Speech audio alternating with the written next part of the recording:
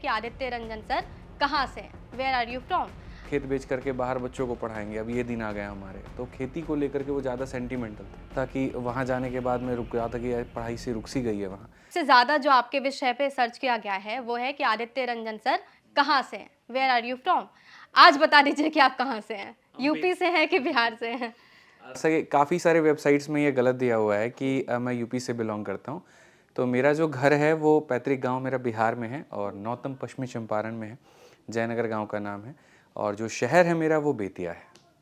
तो ये बचपन कैसे गुजरा बेतिया में। 4 साल के थे तो गांव से बेतिया में चले आए। उसके बाद में बेतिया से ही पढ़ाई लिखाई हुई हमारी। पहले संत मेरी स्कूल था, फिर उसके बाद में संत जेवियर्स स्कूल से हमने 10वीं तक पढ़ाई की। फिर रांची चले गए, रांची से 12th किया ऑक्सफोर्ड पब्लिक स्कूल से, और उसके बाद में दिल्ली यूनिवर्सिटी से ग्रेजुएशन हुआ है मेरा।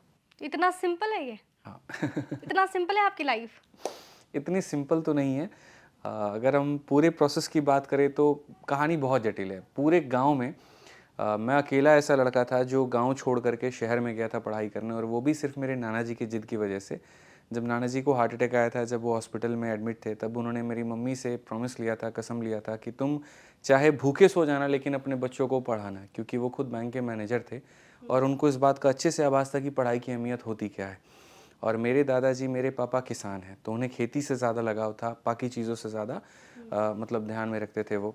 उन्हें ऐसा लगता था कि हम खेत बेच करके बाहर बच्चों को पढ़ाएंगे, अब ये दिन आ गया हमारे। तो खेती को लेकर के वो ज़्यादा सेंटिमेंटल थे।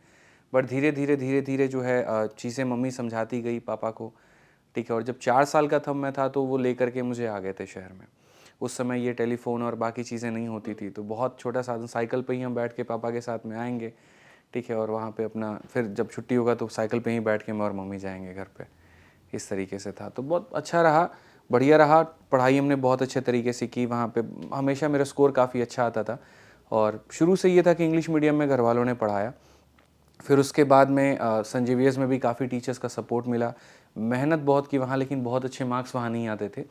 शायद ऐसा था कि वहाँ जाने के बाद मैं रुक गया था कि यार पढ़ाई से रुक सी गई है वहाँ, ठीक है। मतलब बड़ा स्कूल जब आप देखते हैं, बाकी चीज़ें देखते हैं, तो मेहनत पूरी थी। मेरी तबीयत भी ख़राब हो गई थी उस टाइम पर बहुत ज़्यादा, लेकिन वो रिज़ल्ट में कन्वर्ट नहीं हो रहा था। कॉन्फिडेंस ही पूरा ख़त्म हो गया था, ठीक है। तो 10वीं में हम किसी भी हाल में ये सोच लिए कि हम यहाँ अब नहीं पढ़ेंगे, कुछ बाहर जाएंगे, कुछ नया एक्सप्लोर करेंगे। और बाहर जाने के लिए फिर मैंने काफ़ी जगह प्रयास किया। कोटा, मतलब यहाँ पे कोटा का तो मैंने कभी सोचा ही नहीं। बोकारो हो गया और उसके बाद में रांची हो गया कि जो स्कूल्स हैं जो 12वीं अच्छा कराते हैं उनमें करे। लेकिन कट ऑफ इसका मेरा सीजीपीए उतना नहीं था। सब 10 सीजीपीए वालों को ले रहे हैं, 8.8 वालों को तो कोई पूछ ही नहीं रहा है। तो हमको लगा शायद मेरा कहीं पर एडमिशन हो नहीं पाएगा। लेकिन उसी में एक स्कूल था, ऑक्सफोर्ड पब्लिक स्कूल, वहाँ पर मैंने ट्राई किया, वहाँ पर मेरा एडमिशन हो गया। तो हम पापा से रोज़ कहते थे हमको पढ़ना है तो इसी में पढ़ना है। पहले जिस स्कूल से धोनी पढ़े थे शामली में, वहाँ भी गए, तो वहाँ 60 नंबर लाने थे साइंस बैकग्राउंड लेने के लिए, 56 नंबर मेरा आया था। तो कॉमर्स दे रहे थे, हम बोले कॉमर्स वॉमर्स नहीं पढ़ेंगे हम। तो वहाँ पर मेरा नहीं हुआ, तो फिर ऑक्सफोर्ड पब्लिक स्कूल में हुआ, वहाँ तैयारी की मैंने।